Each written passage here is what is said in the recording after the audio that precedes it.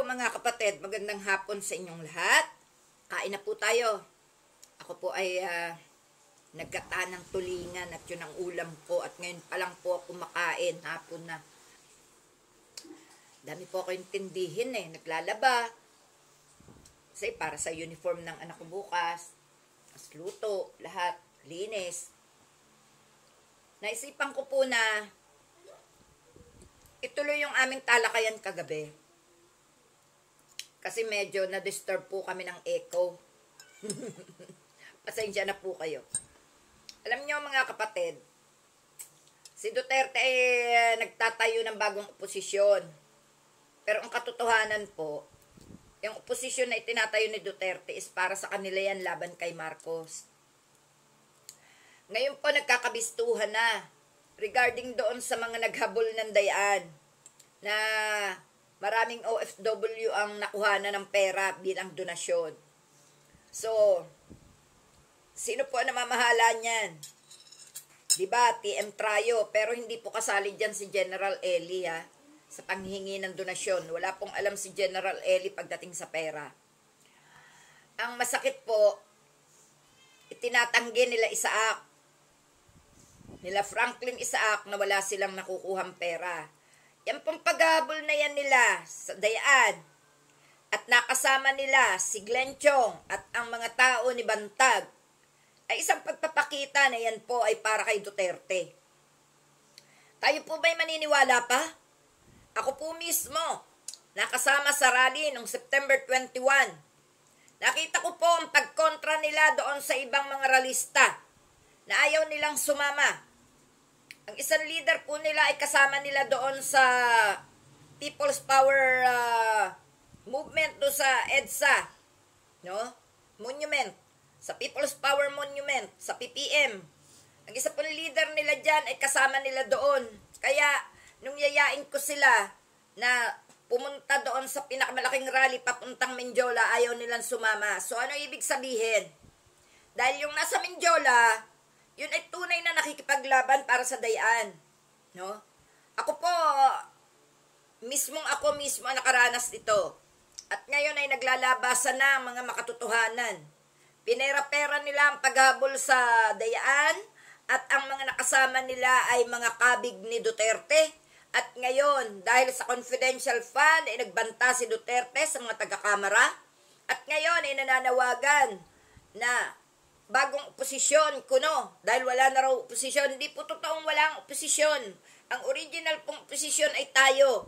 Kasama si Senadora Leila de Lima, Senador Trillanes, no? At ang mga vlogger, mga truth vloggers, kasama po yan dyan. Yan sinabanat bay, dyan yan, sa mga fake na oposisyong ginagawa nila. Yang mga tao ni Duterte, mga vlogger ni Duterte, vlogger ni Marcos, naglalaban-laban na po sila.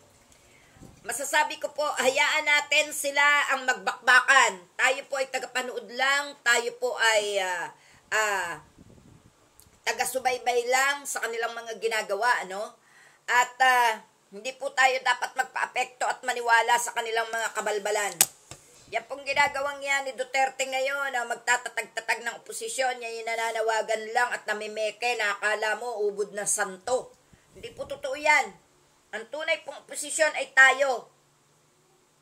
Kaya hanggat hindi po kami nagsasalita sa inyo na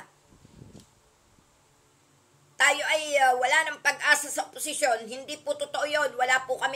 Hindi po ninyo maririnig sa amin yan. Sapagkat ang oposisyon ay tumatayo at palaging nakatayo para sa bayan at para sa inyong mga mamamayan. Tayo, ang tunay na oposisyon. Kaya wag po kayong magpapadalos-dalos sa pagsama sa kung kanino.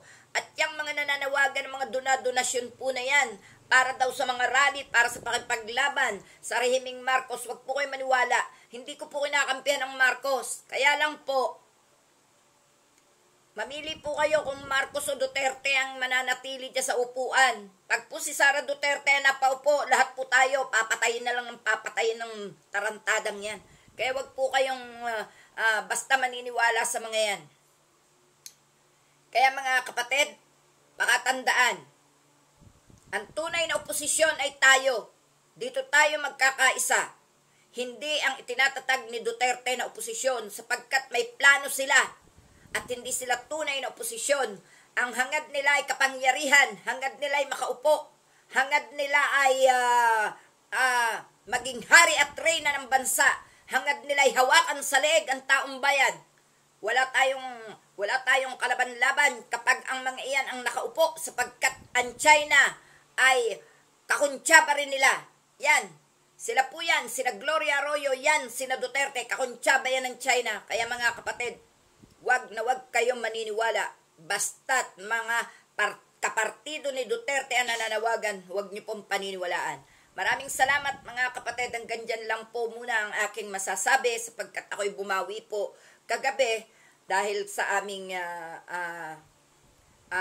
live ng PMTJR ay medyo na-distract kami sa echo. At testing lang po namin kagabi yun. Pero sa Saturday po at ngayon pong Wednesday na darating, meron din po kaming live 1:30 p.m. to 3 p.m. So medyo mahaba-haba po yun.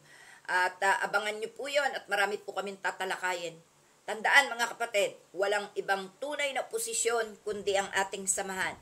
Samahan ng mga truth vloggers, samahan ng mga politikong taga-oposisyon, samahan ng ating mga kababayan na nakikiisa sa pagiging oposisyon natin. Sapagkat kung wala tayo, kung walang oposisyon na tumitindig, mananatili tayong under ng mga nagmamasyado na sa ating bansa. Kaya mga kapatid, laban lang. Salamat po. Thank you. Okay.